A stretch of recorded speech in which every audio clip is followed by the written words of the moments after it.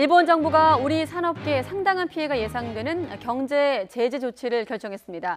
징용 배상 판결에 관련된 조치는 아니라고 밝혔지만 실상은 보복 조치가 분명해 보입니다. 도쿄 특파원부터 연결해 보겠습니다. 황보현 특파원. 네, 도쿄입니다. 자, 이번에 나온 결정 다시 한번 좀 정리를 요약을 해주시죠. 네, 우리나라를 상대로 한 경제 제재 조치는 담당 부처인 일본 경제산업성에서 오늘 오전에 발표했는데요. 가장 핵심적인 내용은 일본 기업이 한국 기업의 반도체 재료를 수출할 때 규제를 이전보다 엄격하게 한 겁니다. 이런 규제의 대상이 되는 품목은 세 개로 이름이 좀 어렵지만 불화 폴리이미드, 리지스트, 그리고 고순도 불화라는 이 재료입니다.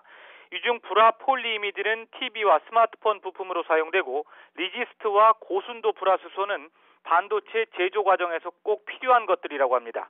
지금까지는 일본 기업이 이 세 개 부품을 한국 기업에 수출할 때 여러 품목을 한꺼번에 모아서 일본 정부의 수출 허가를 받았기 때문에 비교적 간편했습니다.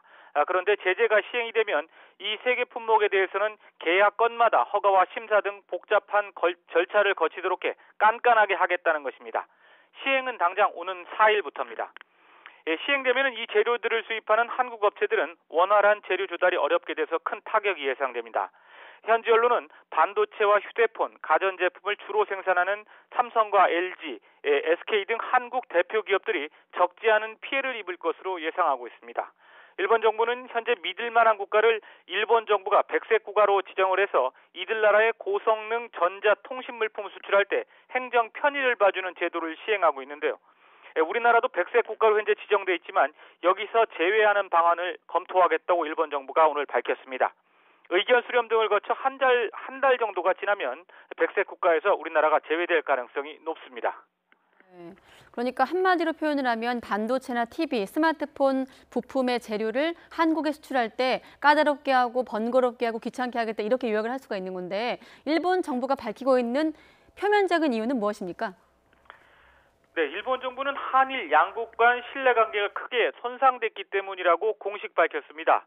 이에 대해서 기자들이 징용 배상 문제와 관련된 대항 조치가 아니냐 이렇게 물었더니 그건 아니라고 부인했습니다. 그런데 이 말을 굳이 곧대로 믿는 한국 기자는 물론 일본 기자도 거의 없는 것 같습니다. 일본 기사조차 징용 배상 문제 등 악화한 한일 관계에 대한 사실상의 대항 조치 혹은 보복 조치로 대부분 규정하고 있습니다. 이미 일본 정부가 여러 차례 보복 조치를 할 것이라고 예고한 적도 있고 이번에 한국만 골라서 제재를 가한 점으로 봐서도 보복 조치가 분명해 보입니다. 지금까지 도쿄에서 YTN 황보현입니다.